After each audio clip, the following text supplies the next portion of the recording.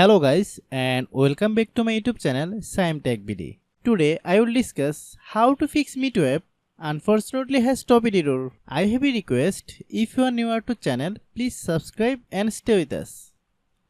Click settings, click apps, click app management, find MEETO app. Click MEETO app,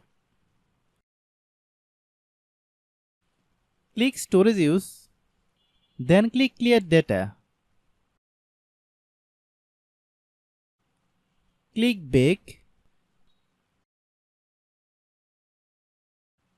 then click about. Click storage,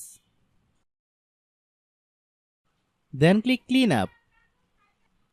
After complete scanning, click clean, then restart your phone. After restarting, then open Google Play Store.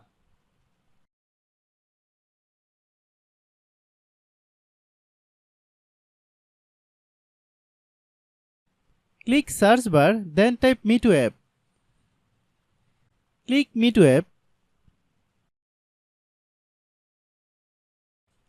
If you get any update, please update. Open MEETO app, then log in your account. If your problem is not resolved after following all the steps, then understand that the server is down now.